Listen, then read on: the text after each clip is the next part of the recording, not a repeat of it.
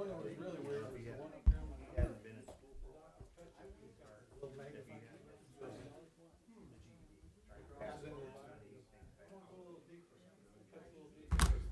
right.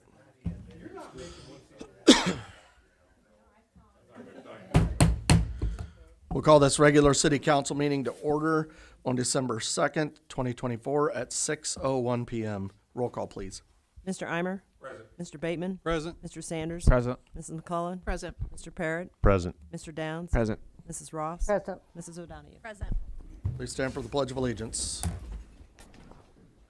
Allegiance to the flag of the United States of America and to the republic for which it stands, one nation, under God, indivisible, with liberty and justice for all. Is there anybody who'd like to speak under public participation this evening? Okay, for the record, there is no public participation. First item up is item number 5, Students of Lincoln, Land of Lincoln CEO Program. Rachel, who will be your representative today?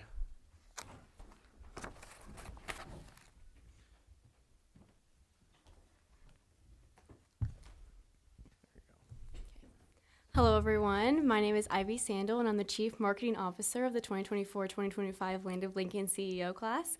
On my team, on the marketing team with me, I have Cheyenne Madrano, and then on our operations team, we have our Chief, Peyton Bunner, and with him on his team, we have Alec Claudio and Kyle Keeler, who also flows into our finance team with our head Adeline Reed and member Kennedy McCree.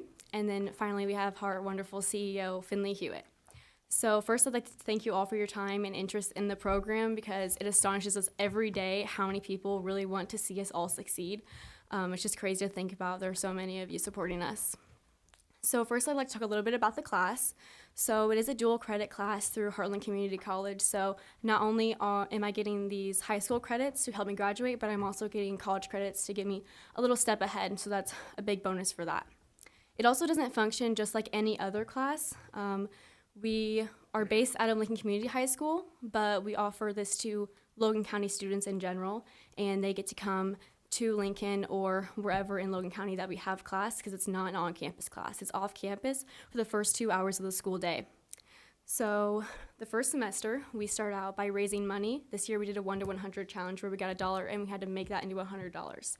So that was really cool for us to do. So we raise money and we start a functioning, profitable business from scratch as a group. And then second semester, we take all of those experiences and profit, and we start our own personal business. So throughout the year, we get to speak with business owners and people in the community, and they give us advice and help us with any questions we may have, and we get to use that advice for the rest of our lives. I know I can speak on behalf of the class that I have learned things that I never thought I would even learn. I learned about places and people in the community that I never would have learned about in just a regular high school class. So what we have come up with this year is we have come up with a modern spin on a classic sweet treat, gourmet cotton candy. And so I want you all to think back to when you were a kid and you went to a carnival or the fair and you saw those huge, colorful candy clouds. What our mission is to bring back that excitement. So we present to you Candy Clouds. We're a small business that sells gourmet cotton candy at various vendor and pop-up events. We offer a bunch of unique flavors like pumpkin spice latte, apple pie, and so much more. We also sell raffle tickets for our Tour of Logan County raffle basket, where businesses like Gazzardo's and Dovetail Inn donated gift cards for, and currently its value is at over $350. We have brought Logan County something that it has never seen before, and we hope you guys love it just as much as we do. We're actually selling next at the Christmas parade in the local tourism bureau, and we hope to see you all there if you're interested.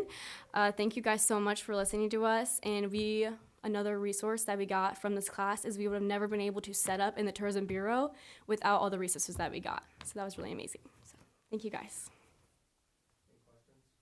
From the council? Okay, well, thank you so much for taking time to come up. We do appreciate it. Good luck. Thank you. Thank you. Thank you, Rachel. Okay, next we'll move on to the consent agenda. We'll give them a minute to. Thank you. Have a good night.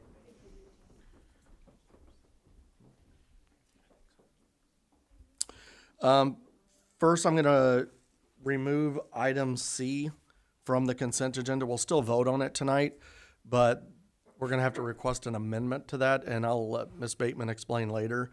So we'll pull that one from the consent agenda, and then after item number 10, we'll come back to that topic. So just so everybody knows. So this evening, the consent agenda will consist of 6A, payment of bills, 6B, approval of minutes, November 12th, 2024, committee of the whole meeting, November 18th, 2024, regular city council meeting, and 6D, approval of city holiday for calendar year 2025. Do I have a motion to approve? Motion to approve. Second. Alderman Downs made the motion, Alderman Eimer second. Discussion? Roll call, please. Mr. Eimer, Yes. Mr. Bateman, Yes. Mr. Sanders, Yes. Mrs. McCullen, Yes. Mr. Parrott, Yes. Mr. Downs, Yes. Mrs. Ross, Yes. Mrs. O'Donahue. Yes. Okay. Next item up will be item 7A, resolution of the City of Lincoln in support of state action to protect the Mahomet Aquifer. So moved. Second. Alderman Parrott made the motion, Alderman Sanders second. Discussion? Mr. Bateman. It's not really discussion. I just want to voice my opinion because I am a supporter of some of the energy projects around. My vote is yes on protecting the aquifer, but I'm not against the CO2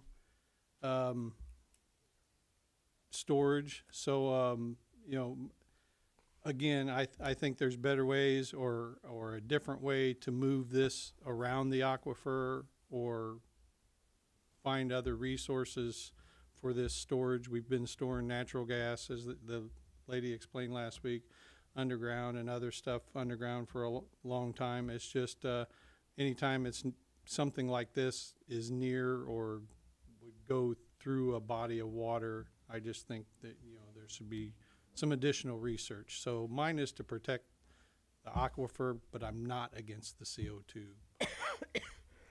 Okay, further discussion? Roll call, please. Mr. Sanders, Yes. Mrs. McCullen, Yes. Mr. Parrott, Yes. Mr. Downs, Yes. Mrs. Ross, Yes. Mrs. O'Donahue, Yes. Mr. Eimer, Yes. Mr. Bateman. Yes. Okay, next item up is item 10, approval of the design or the designation of ARPA funds for a park pavilion in the amount of $136,514.44. Move to approve. Second. Alderman Sanders made the motion, Alderwoman O'Donahue second. Discussion? Mr. Bateman. So my question is this. I know we used ARPA money for the economic development program. So since this would be the last of the ARPA money, is this council and the budget committee going to be committed enough to put the same dollar amount in the budget for economic development year after year? Because I think that program has obviously made a world of difference in the buildings, especially those downtown, versus designating this money for a pavilion that we may or may not approve down the line. So your question is the budget committee taking that into consideration? Yes, because I really don't want to commit $136,000 to this, and we may not build it because we won't have enough money if it means it's going to hinder the economic development program that has been widely successful. Well, Mr. Treasurer. No, go ahead. You're okay. As you know, I'm on that Economic Development Commission as well as on the Budget Committee. Alderman Rolfs is on the Economic Development Commission. She may have something she wants to add to this too, but I know when we talked about this, and correct me if I'm wrong on this, and also you, Mayor, who was on the Economic Development Commission, we had wanted to keep this program going forward. whether we spend this 136,000 on the pavilion or not, this is the end of ARPA, so to keep it going forward, we're going to have to fund it in other ways, which probably means the general fund. So if we use this $136,000 in the year ahead for this pavilion, we're certainly going to have to do that, what I just described. But even if we didn't, beyond that, if we want to keep this, if it's a desire of this council to keep this program going, we're going to have to pay for it out of general fund unless we can find some other way to do it. And of course, that means, you know, being careful with how we spend the money in the general fund on other things. That answer your question? Yes, I was just, my thoughts is this would keep that program going because it has to be spent by 2026. Six, end of If, 20. if the vote tonight was to move this money to the economic development program, at least it keeps it going for at least another year or so. Or, I just don't want to see one program die off and move money to something that might not happen. Well, I think that question really is up to the council. Do they see merit in the program? If the ARPA money was not in existence, do you see that that program is valuable enough to continue to fund it? I would hope the answer is yes, because I know we've talked about that on the commission as well. Ms. Rolfs and then Ms. O'Donohue. Before we even get to that point, I have a few questions I'd like to have clarified.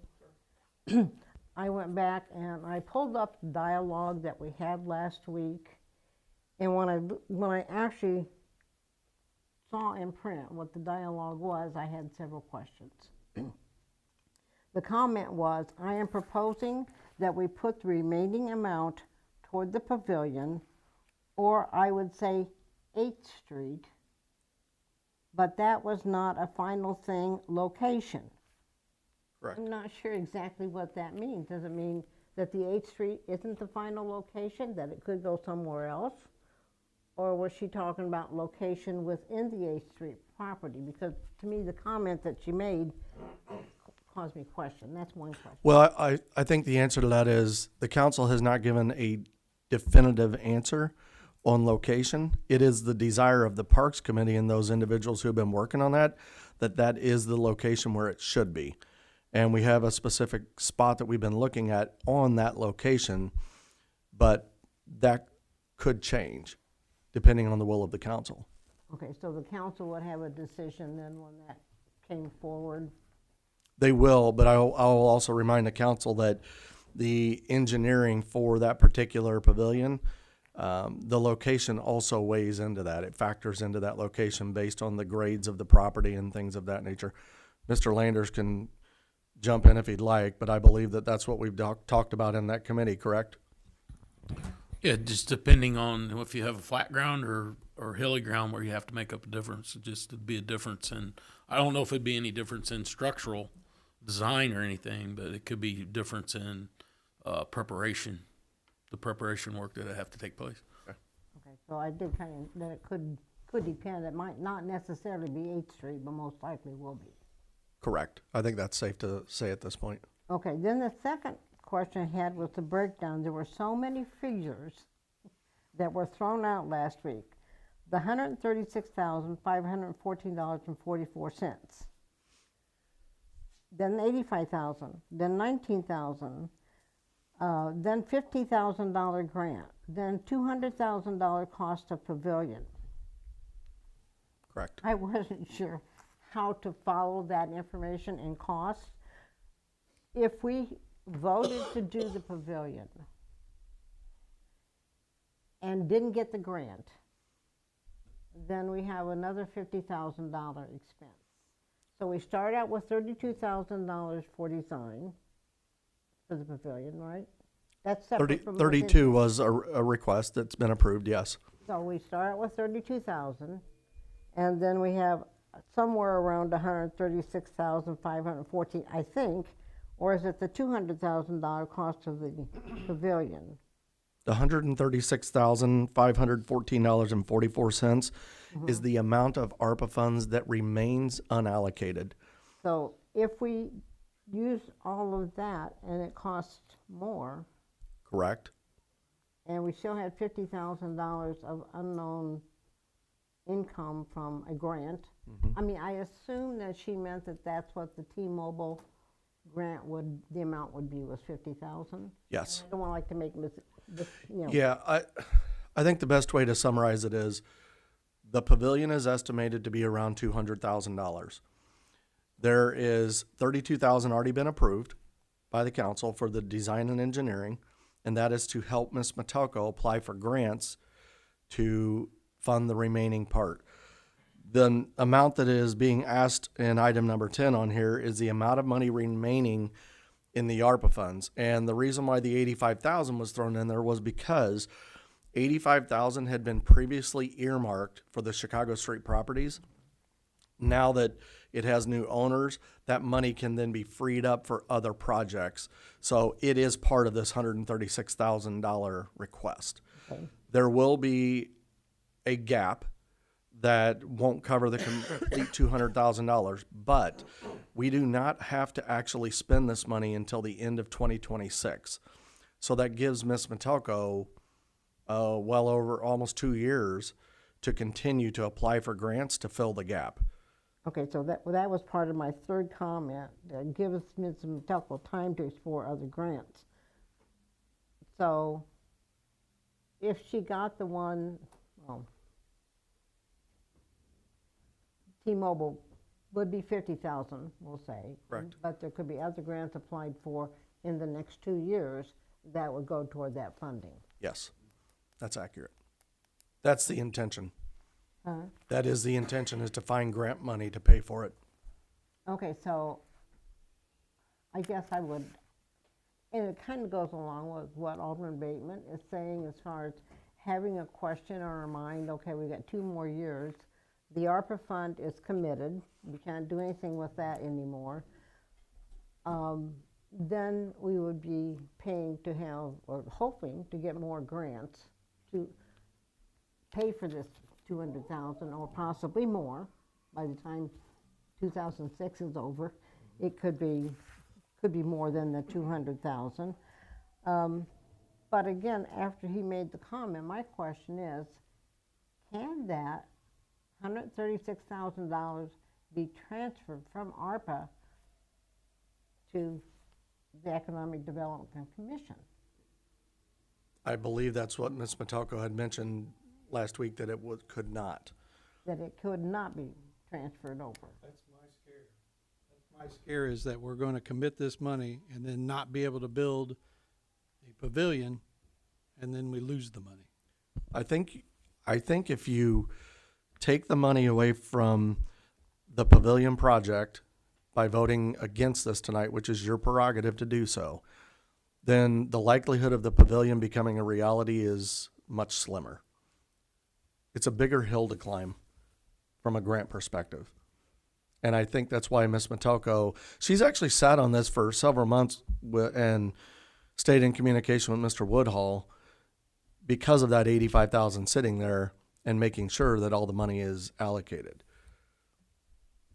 And at the time, she also sits in on the Economic Development Grant meetings, and I believe it's the intention to take it to the Budget Committee and ask the Budget Committee to allocate funds for the program again. So I don't see that that program is going to be impacted. But the Budget Committee has not been formed yet, so for this next year. Could I ask, and I think the treasurer might have this in his mind now, how much do we spend on average a year for economic development, structural and facade grants? About 150,000 for the economic development grants and about 50,000 for facade grants. Keep in mind that varies because what we have done in previous years, if we have budgeted and appropriated, say 150,000 for 1 year, and we end up only spending 138,000, then what the Budget Committee has asked and what we've brought before the council was a request to amend the appropriation and the budget for the following year to add that 12,000 that we didn't spend in, so that we still average 150,000. And the same process occurs with the facade grant, except that there's 50,000 there instead of. You know, I think, to me, there's another aspect sitting on this committee. We have been guided since the ARPA funds came out with what we needed to, or could spend the money for. When the ARPA funds are no longer used and we're using, let's say, the general fund, then do we keep the same specific items, or do we adjust them for what might be seen as something that is more needed within a community? You know what I'm saying? I do. I think that's a question that you all have to ask and have a conversation about what your priorities are. Is that program worth maintaining and keeping it going? I'm, of course, I'm a little prejudiced, but I think it's worth maintaining. But I'm not sure that we don't need to look at the community as a whole and make a determination of what has the most economic impact in our community right now. Because quite frankly, I had somebody said, well, with the prison closing, why in the world do we need a pavilion? Because there won't be any people left in Lincoln to go to it. I mean, those are just questions that are kind of, to me, far out, but people do ask those questions. And so it's like, are we being very thoughtful in what we're doing? And I think that's all I want to. I want to make sure if I make a decision on this to do it, that I can also see in the future what we can do down the road. I assume that Ashley will be continuing to look for grants other than just the ones for the pavilion, or are we putting her in a position now, this is your focus. You have to get grants to pay for the pavilion. Well, that's been her focus from the beginning. The parks. I mean, she's worked a lot to get the parks up. Well, she's worked multiple projects. This is just one of them. But from the day that she was hired, and even the previous administrative assistant, grants was mentioned as part of the job. It is the intention of that role to continue to look for grants. So, but it wouldn't be grants just for a pavilion. It would be grants for. Anything. Any money that's available that could be used to put towards something that we need to do for the community. Safety, infrastructure, you name it. So that's the request. And I have made sure that I keep her connected with organizations that I'm aware of. I send her emails. I know some council members send her emails. So yeah, it's a priority for her. Not just for the pavilion, but for everything. But I do think that since the ARPA funds are ending, and we either spend it or we don't spend it, and is this a viable project or not, also has to look at the future and say, what can we do as a council to keep the economic division, the development, a thing of priority? Again, I We think, can't answer that necessarily tonight. No, but I think it's something that goes along in our decision-making. but I think it's also worth considering that the council has already approved $32,000 expense to design and engineer this project. So if the council doesn't wish to move forward with it, then you've now made that expense on a project that will never come to fruition. So it's just something to think about. It's awful late in the year to have to think about it. Well, it was never the intention to put the pavilion up, tomorrow. It was understood that it's a project that's going to take some time, and it's going to take some legwork from Ms. Metelko and others to make it become a reality. So this is just one of the steps that we need to go through to help that project along. Ms. As long O'Donohue? as we don't name it the COVID Pavilion. I No, just wanna that'd be make a bad sure idea. that- and I think in Mrs. Rolf's discussion here that it got answered. So the $136,514 from the ARPA funds can't be transferred into the economic development. So I'm just trying to figure out why we're discussing the economic development in this situation. So I just wanted to make sure that I was on the correct page, that this is not something that can be transferred. This is something that has to be used for COVID stuff, parks, things that have to do with that, and not with economic development. Yes. Okay, thanks. But we've used it for economic development. That's why, yes, and that's. We have in the past, but that was because immediately following COVID, there was COVID-related things that we could put the money towards. As we get further and further away from COVID, it becomes harder and harder to justify those. Matter of fact, I just got another email today, and those who are responsible for NEUs, the non-entitled units, which is us, it has been asked to join a webinar to provide more details and information about the program. So they're constantly staying on top of it because, and those who were involved in the process early on will tell you that there was a lot of uncertainty about what qualified and what did not. And they're refining it more and more because we're getting further and further away from COVID. So before we move on, Mr. Donahue, did you have anything else? Mr. Parrott, did you have your hand up? Yeah, and I know that we can't use the funds for economic development, but I'm glad it was mentioned because we're going to be going into budget talks and going forward, whether it's for the structural and the facades and stuff. And I mentioned maybe it was last year or so. We have the building down over the old Oasis. What's the building called? Is it the old Most Oasis people call it the old building? Oasis. There is an actual, yeah. I mean, what's going to happen with that building? And if the city has to take over, there's going to be It has a new owner. Somebody's bought, Somebody Mr. bought Wo- the taxes. yeah, the last 2 years, Mr. Woodhull, is that correct? Last 2 years, someone's bought on the Oasis building. I think they filed for deed, So, but that wouldn't happen until mid-25. so somebody else already has Okay. a claim of ownership on it. Well, very good, because I was thinking that we're going to eventually have to take that over, and if we had to use funds, I could see it coming from the economic development budget that we would have been using. So, okay, thank you. I think you've brought that up before too. So, yeah. Okay, Mr. Reimer, did you have something? Yeah, just that we have to make a decision by the end of this month with this money, right? Didn't I understand that right last Correct. week? So By we have to make a decision, but it doesn't have to be spent till the 26th. correct. Okay, I just want to remind you, we have to make a decision. Yeah, the money has to be allocated. Or give it back. Well, Or that's give it back. foolish to do that. Let's move forward towards the pavilion, I guess, if that's all we can do with it. Mr. Bateman? I'm sorry I confused everybody, but I'll just simplify this. I didn't want to approve one project at the death of another. Economic development's been very important to this community since we started that project, and we've used ARPA money. I didn't want to approve this if it meant killing the other program. If everybody agrees that it's important, I'm assuming that Mr. Conzo and the other people on the budget committee will make sure that it keeps moving forward. That was my concern tonight, was if it was if someone said once ARPA money's gone, we're gonna kill the economic development, then I would have been a no vote for this and put all this in economic development to at least get it another year.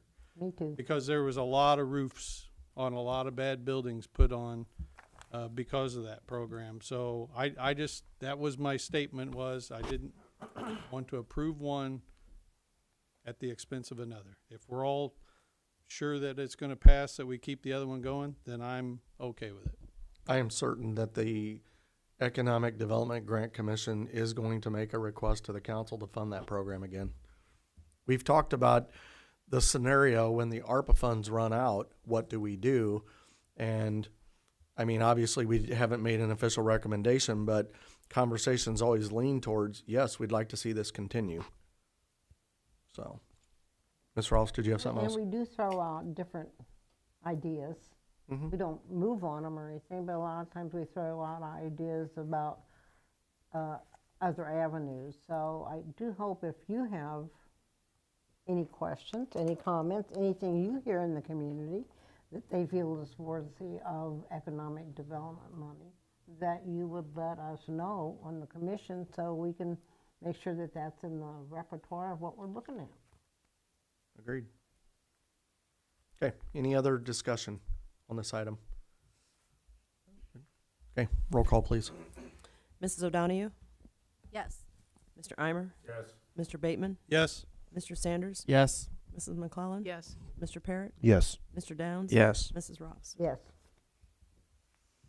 Okay, now we'll come back to item 6C, which we moved into its separate item. We'll have to have a motion to approve, and then we'll have to do an amendment. Is there a motion to approve? Move to approve. Second. Alderwoman Rolfs made the motion, Alderman Parrott second. And for the record, I'll read it. I'm sorry. 6C, approval of the city council meeting schedule for calendar year 2025.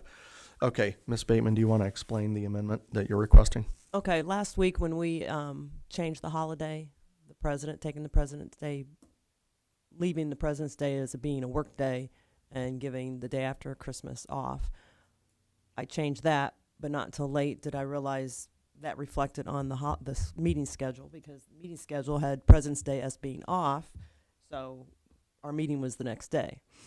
So we just need to amend the meeting schedule that February 17th would be a regular city council meeting, not the 18th. Is there a, I'll make the Amendment. motion to change the meeting that's scheduled for the 18th and put it back at the 17th. Second.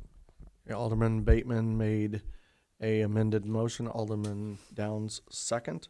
Further discussion on that one? Roll call, please. Mr. Downs? Yes. Mrs. Ross? Yes. Mrs. O'Donahue? Yes. Mr. Eimer? Yes. Mr. Bateman? Yes. Mr. Sanders? Yes. Mrs. McCullen? Yes. Mr. Parrott? Yes.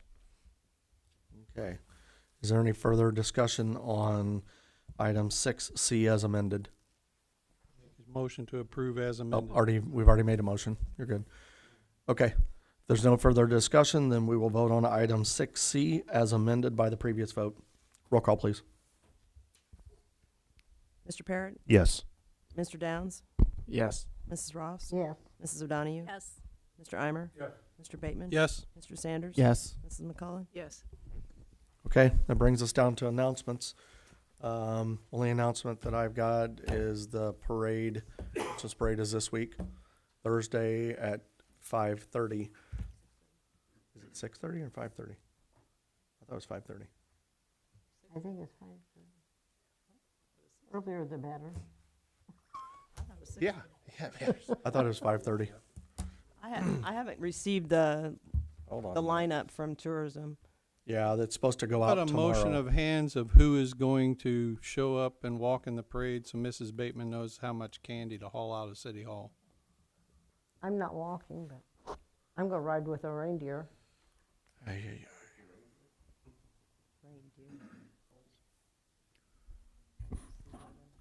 ay. I'm pretty sure it's 5:30. That would be three, Mrs. Bateman. You got three council members, well, 4 council members that would be candying. Anyways. I'd bring it all anyway, we always run out. Everybody better, I always run out of candy. My hands are so We big. have a weather forecast. everybody wear some, 24 And degrees layers of clothes. Thursday all day. I think, okay, That's so not night. it does say kickoff at 6:30, but I think the lineup and stuff starts early. So, yeah, once I know where we are in line, I'll let you know, but Yeah. I don't have that from them yet. figure it out. Okay, that's the only announcement I had. Anybody else have an announcement? There's a ribbon cut next week. I didn't know if you wanted to. Yeah, I saw it come through, but I haven't. What is it, 9 o'clock? Is it 9:45, Saturday. 45? 'It's 1400 Woodlawn Road. It's a ribbon cut on Saturday, December 7th at 9:45 a.m. at the AP Thrift House at 1400 Woodlawn Road. It is located at the far end of Sal Paulus Edward Jones Building. It is owned by Sal's wife Amanda. It is a upscale consignment shop with clothing for men and women being the majority of the inventory. So if you can attend, please do so. Mr. Parrott. Walt, is the land waste facility opening back up on Wednesday? It will be open this Wednesday for sure. I'm not sure of the schedule after that, depending on. I think it's supposed to warm up toward the end of the week, so I'm assuming it will be open Wednesday through Sunday. Okay. Thank you. Okay, any other announcements? Mr. Landers. And on that note, we still have 2 collections of leaf bags yet to go. We got this Wednesday and next Wednesday. So there's still time. It's kind of hard with snow on the ground, but there's still time to get some leaves and out to the curb, and we can get them picked up. And then also this weekend we got our Rayleigh Rumble Youth Wrestling Tournament this Sunday. So you see a lot of little wrestlers, little kids running around town, the restaurants and stuff maybe. So looking forward to a good day. Yeah, I've got family coming in from Hoopston for that. Really? So, Yeah, they they're traveling they had quite a few kids coming from Hoopston actually. Yep. Okay, About 450 little wrestlers. So that's amazing. yeah. And families. Okay, Ms. McClellan. Where can we find out about the, when the landscape facility will be open and closed? What's a good place for people to look if they need to know that? Is it Facebook or? Generally, when we do changes, we'll put it on, do press releases, and then also we'll put it out on the Facebook page. Is it on the website anywhere? Or? It is. Sometimes we don't keep that updated as well as we should have because it's one of the things you forget about. You know, so and then also when people throw Google out there for that, sometimes it'll take them to an older page where everything's completely different. So we have a lot of confusion that way too. Okay. Well, thank you. Usually when we put press releases out, they'll land on the main page of the website, at least the current version of the website. We'll see what happens. And then in the we future. will probably be closing the facility down early because usually we close it down for a couple months in the wintertime because there's just hardly anybody that comes in and out. But also we're looking forward to getting the new attendance shack, getting it in place, and we'll have a lot of work to do with that too. So the current building we had, I think I mentioned last week, we had to slide it off the pad to make room for Illinois American Water to put their fence in. So it's not in the best of shape, and it's a little tough out there when it's cold. So we'll be probably, once we get it in place, we'll probably close the facility down. I'm assuming somewhere maybe at Christmas, maybe a little bit before. Yeah. And then it'll be closed probably clear through March, the middle of March. Is the fence up from American Water? I don't believe so. I haven't been out there since last week, so I know they were marking and measuring and stuff, but I don't think they've actually started putting a fence in. Mr. Reimer. You said it's gonna be closed for 3 months solid, and if you got a tree branch or something coming down, you won't be able to take it out, is that Yeah, we usually close it down for 2 months in the winter anyways. January, February, definitely? Yeah, for sure. If something goes on? I mean, if we have an ice storm or something like that where we have to reopen and there's some type of disaster, then we'll open it back up for that purpose, yes. Okay. Any other announcements? Ms. Rolfs? I just had a question. Did you get a chance to check with Ameren on that added expense for commercial properties? I sent them an email, and the individual she's our area rep. She was actually in a conference or something at the time and said she would get back, and she has not followed back up. So I will follow up with her after council tonight and get you an answer. Mr. Conzo. Thank you, Mayor. Alderman Rolfs, in the most recent electric bill that we received, there is a short explanation of it, which essentially covers exactly what Alderman Bateman read off the internet. Yes, it's gas. Gas only, because we have an all-electric house, and it's not on there. But it's explained in a very brief paragraph. There's a insert with the bill that describes what all the codes, all the different fees that may appear on either electric or gas portion, and that one is listed on there. But I just noticed that now in the most recent bill, it wasn't previously in there when you brought this up. I think households around $2, but Yes, wondered if businesses was a flat rate of the $21. and it doesn't really go into what the rate is either. Commercials. so. I'll follow up after council. You're welcome. Thanks for reminding me. Okay. Any other announcements? Okay. If there's no other announcements, I'll entertain a motion to adjourn. Motion to adjourn. Second. Alderman Downs made the motion to adjourn. Alderwoman McClellan second. All in favor say aye. Aye. Aye. All opposed? This meeting is adjourned at 6:41 p.m.